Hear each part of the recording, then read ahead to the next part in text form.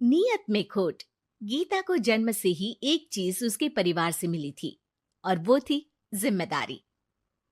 बेटा गीता, बाजार से ब्रेड लेकर आ जा। तेरे छोटे भाई बहन को भूख लगने का समय हो रहा है। जी माँ, अभी लेकर आती हूँ। और तुझे बोला था ना कि नौकरी ढूंढ ले। पापा की नौकरी से अब घर चलाना बहुत मुश्किल हो रहा है। तेरे और भी 3 भाई बहन है बेटा। माँ, मैं गई तो थी एक फैक्ट्री में, लेकिन उन लोगों ने कहा कि मेरी उम्र कम है। ओहो, तो किसी और दुकान में देख ले या फिर कपड़े सिल लिया कर। लेकिन अब बेटा। हाँ माँ, मैं तुझे समझ सकती हूँ। मैं कल फिर जाऊंगी। बेटा देख ले, पिता भी बुजुर्ग हो चले हैं। मैं कभी कभी सोचती हूँ कि 4 घर का काम पकड़ लूं, लेकिन ये समाज। गीता माँ को गले लगाकर वहां से चली जाती है। धीरे धीरे वक्त गुजरता है और गीता के पिता से भी काम नहीं हो पाता है। अरे गीता की माँ, अब काम करते हुए हाथ कांपते हैं। किसी भी बच्चे की शादी नहीं हुई है। चिंता होती है, पता नहीं घर कैसे चलेगा। तभी पास की मौसी उन लोगों के घर आती है। अरे गीता की माँ, चिंता ना करो। तुम लोगों की परेशानी का हल है मेरे पास। आओ बहन, क्या हाल है? कोई खजाना मिल गया क्या? अरे खजाना ही समझो। गीता की शादी के लिए एक लड़का है।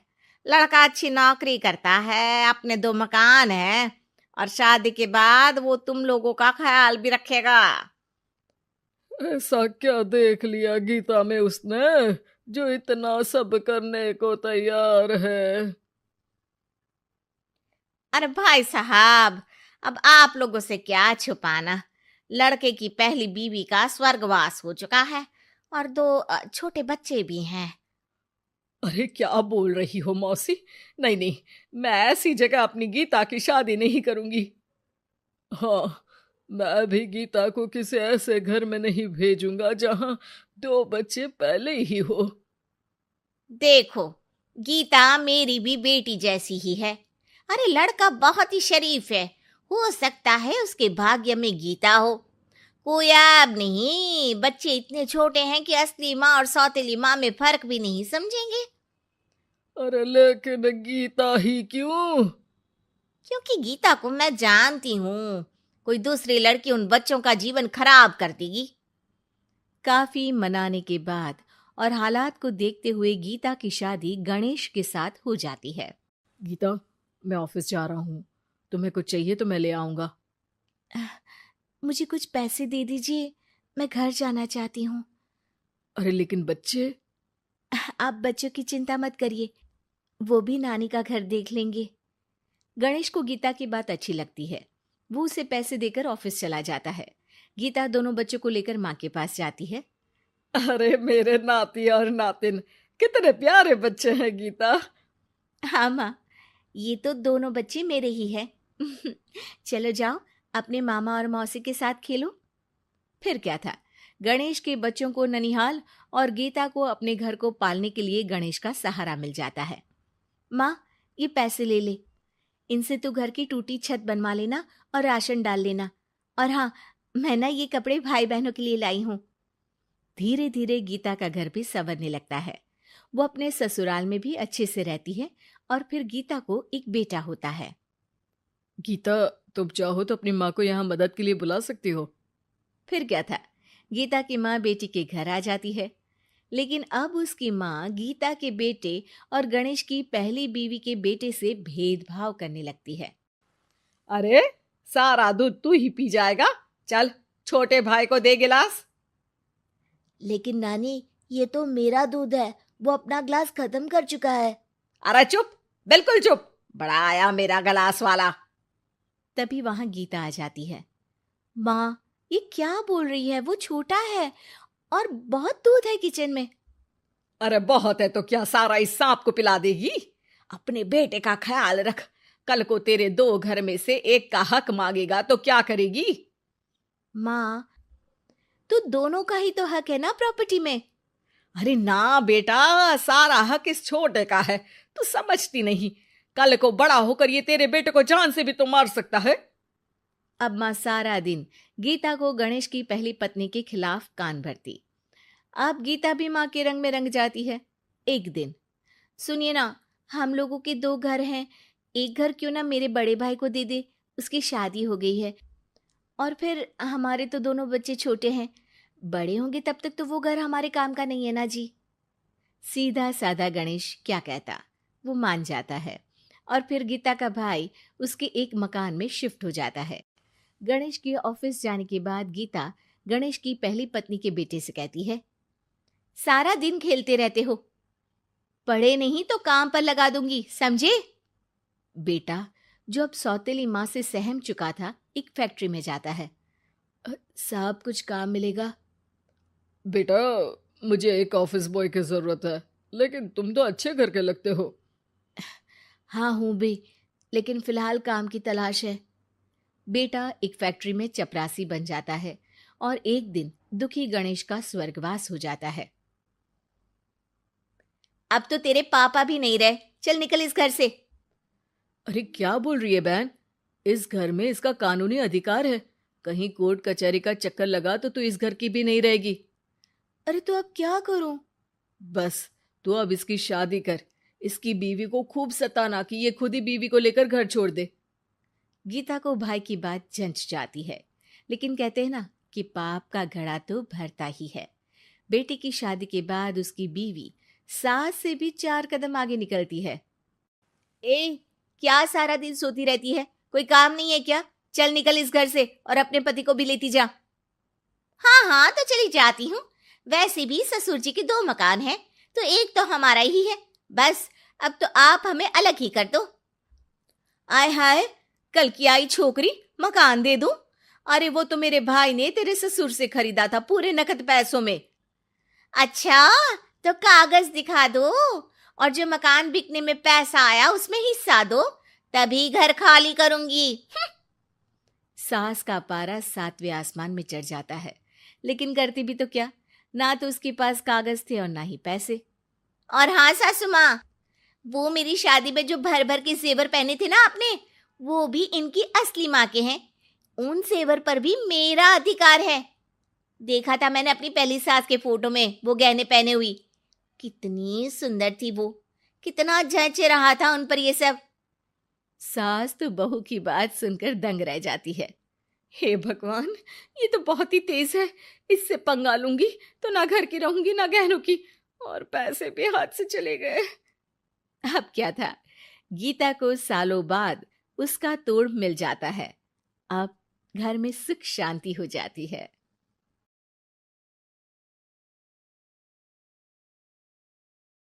अंत भला तो सब भला। रोली की शादी उसके माँ बाप एक आलसी लड़के से करा देते हैं। चलो, रोली की शादी हुई और हमने गंगा नहाई, और क्या, बेटियां तो होती ही हैं बोझ। हाँ, पर अब क्या चिंता, उतार तो दिया बोझ तुमने, अब वो लोग समझे। ससुराल में रोली का पति कहता है, देखो, मैं कोई काम नहीं करता, ये बात तुम्हारे मम्मी पापा को बता दी थी मैंने। अब जो किराया आता है दुकान का, उसी से घर का गुजारा करना है। कभी भूल से भी कोशिश ना करना किसी चीज की डिमांड की। क्या मम्मी पापा को पता था कि आप कोई काम नहीं करते? और क्या, बड़ा अच्छे से पता था। उन लोगों को तो तुम बोझ लगती थी, बोल रहे थे कि बस शादी कर लो और कोई मतलब नहीं है। रोली को यह सुनकर बहुत गुस्सा आता है, लेकिन करती भी तो क्या, क्योंकि वो जानती थी कि उसके माता पिता ऐसे ही हैं। जैसे तैसे रोली दिन काट रही थी। रोली को एक प्यारी सी बेटी होती है। धीरे धीरे वो बड़ी होती है और उसके साथ उसकी जरूरतें भी बढ़ती जाती हैं। सुनिए जी, अब तो सिमी बड़ी हो रही है, उसका स्कूल में दाखिला कराना है। मैंने अब तक तो जैसे तैसे समय काट लिया, लेकिन मैं बच्ची की परवरिश में कोई कमी नहीं रखूंगी। अरे क्या है यार, अब तो लगता है कोई ना कोई काम ढूंढना ही पड़ेगा। अब पति रोज काम की तलाश में जाता और बिना किसी काम के वापस आ जाता। रोली समझ जाती है कि पति के अंदर अब काम करने की क्षमता नहीं है। वो बेटी को उच्च शिक्षा देने के लिए कुछ करना चाहती थी, लेकिन करती तो क्या करती। एक दिन रोली की सहेली कहती है, रोली, मेरी कोई औलाद नहीं है। अगर तू मेरी औलाद को जन्म दे तो मैं तुझे तेरे मुंह मांगे पैसे दूंगी। अरे, तेरी औलाद को मैं कैसे जन्म दे सकती हूँ? सरोगेसी से। बच्चा मेरा और वैभव का ही होगा, लेकिन कोख तेरी होगी। ये संभव है रोली। रोली कुछ सोचकर कहती है, मुझे मंजूर है, लेकिन मैं इसका 2 लाख रुपया लूंगी। अरे कोई बात नहीं, मुझे मंजूर है। रोली खुश हो जाती है कि एक बच्चा पैदा करने का उसे 2 लाख रुपया मिलेगा। वो घर आकर पति को बताती है, वो भी खुश हो जाता है। अब क्या था, डॉक्टर के पास जाकर सहेली का बच्चा रोली की कोख में पलने लगता है। मुझे 20,000 चाहिए मेरे बेटी के एडमिशन के लिए। हाँ हाँ ठीक है, मैं उसके एडमिशन से लेकर सारे खर्चे उसके अकाउंट में डाल रही हूँ। रोली की बेटी का एडमिशन हो जाता है। रोली को लगता है कि वो अब सब कुछ ठीक कर देगी। दिन और महीने आगे बढ़ते हैं। अब एक दिन, एक बात कहूं जी, काश इस बच्चे को मैं रख पाती। मैं अब इससे काफी जुड़ गई हूं। अरे यार, पता नहीं किसका बच्चा है, अपने पास है ना अपनी मुन्नी। हाँ, लेकिन अब मैं भी इस बच्चे से जुड़ाव फील करने लगी हूँ। लेकिन मैं ये जानती हूँ कि ये मेरा बच्चा नहीं है। दोनों की जिंदगी ठीक चल रही थी, लेकिन कहते ना कि सुख का पल ज्यादा लंबा नहीं होता। एक दिन रोली की सहेली का फोन आता है। रोली, मुझे अब ये बच्चा नहीं चाहिए, मैं अपने पति को छोड़ रही हूँ। अरे लेकिन मुझे पैसों की जरूरत है, बच्चा तुम्हारा है, मैं क्या करूंगी? सहेली बिना कुछ बोले फोन काट देती है, फोन स्विच ऑफ कर देती है। लेकिन रोली के जीवन का तूफान यहीं नहीं रुकता। रोली, मैं इतना भार नहीं उठा सकता। आज पढ़ाई का पैसा मांग रही हो, कल को शादी, कॉलेज और पता नहीं क्या क्या। मैं तुम्हें छोड़ रहा हूँ। अपनी बच्ची उठाओ और निकलो इस घर से। अरे पर मैं कर तो रही हूं ना बच्चे के लिए काम, आप आराम से रहिए ना। क्या काम कर रही हो? देख रहा हूं मैं।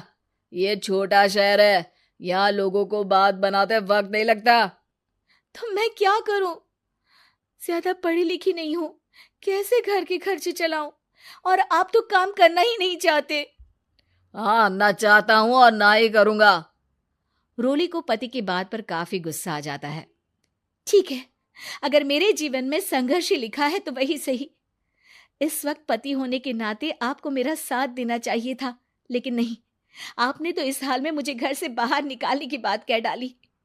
देखो, ये सारी फालतू की बातों के लिए वक्त नहीं है मेरे पास। रोली, जिसकी कोख में किसी और का बच्चा था और साथ छोटी सी बेटी, पति का घर छोड़कर रास्ते पर आ जाती है। रोली के पास मायके के सिवा दूसरा कोई रास्ता नहीं होता। अरे रोली, कैसी है? कितने दिनों के लिए आई है? हमेशा के लिए माँ। वो माँ को सारी बात बता देती है। ओए लड़की, इतनी हिम्मत का काम कर लिया? अरे ना ना, यहाँ कोई जगह नहीं है। तुम तो अपना बोरिया बिस्तर उठाओ और निकलो यहाँ से। रोली के पास अब मायके का रास्ता भी नहीं बचता। वो चुपचाप बच्ची को लेकर जा रही थी कि उसे दर्द होता है और वो डॉक्टर के पास चली जाती है। और फिर वहां वो एक प्यारे से बेटे को जन्म देती है। कितना प्यारा है, कितने अभागे हैं इसके माँ बाप जो इसके पैदा होने पर भी नहीं है। तभी वहां डॉक्टर आ जाती है। रोली, बच्चे के पिता तुमसे मिलना चाहते हैं। आपका बहुत बहुत शुक्रिया। मैं इस बच्चे को पालूंगा, भले ही इसकी माँ ने इसे छोड़ दिया हो, पर मैं अपनी जिम्मेदारी निभाऊंगा। तो क्या आप मुझे इसके पैदा करने के लिए जिन पैसों की बात हुई थी वो भी देंगे? हाँ, और साथ ही आप चाहें तो मेरे घर में रहकर मेरे बच्चे की देखभाल भी कर सकती हैं। मैं उसके लिए आपको सैलरी दे दिया करूंगा। रोली को लगता है कि जैसे भगवान ने उसके लिए सुकून का रास्ता खोल दिया। वो अब मुकेश के साथ उसके घर चली जाती है, जहां रहकर वो उस बच्चे की देखरेख करती है। अब मुकेश के घर को रोली अच्छे से संभाल लेती है, उसके लिए खाना बनाने से लेकर बच्चों की देखभाल और घर की देखरेख। धीरे धीरे मुकेश को रोली से प्यार हो जाता है। रोली, तुम्हारी बेटी और मेरा बेटा बिल्कुल भाई बहन की तरह साथ रहते हैं। हाँ, आखिर है तो एक ही कोख के बच्चे, अटैचमेंट तो होगा ही ना। रोली, तुमने घर और मुझे दोनों को संभाल लिया। ये तो मेरा काम है। आपने भी तो मुझे छत दी जिससे मैं अपनी बेटी की पढ़ाई और भविष्य के लिए पैसे जोड़ सकूं। अब रोली, क्या तुम मुझसे शादी करोगी? अब मैं जानता हूं तुम्हारी भी शादी कुछ खास अच्छी नहीं रही। रोली को मुकेश की बात ठीक लगती है। वो उसे हाँ बोलने की सोच ही रही होती है कि उसके पहले पति का फोन आ जाता है। रोली, मैं बहुत परेशान हूं। मेरा एक्सीडेंट हो गया है। मैं चाहता हूं तुम वापस आ जाओ। रोली को पुराने पति की चिंता होने लगती है। वो सोचती है कि वो क्या कर रही थी। हाँ हाँ, ठीक है, मैं आ रही हूँ। हाँ रोली, आ जाओ, लेकिन बच्ची को कहीं हॉस्टल में छोड़कर आना, क्योंकि मैं नहीं चाहता कि हम लोगों के बीच फिर से वो सारी बातें हो। रोली को समझ आ जाता है कि पति आज भी सुधरा नहीं है। वो पति के पास जाने से इनकार कर मुकेश को हाँ कर देती है।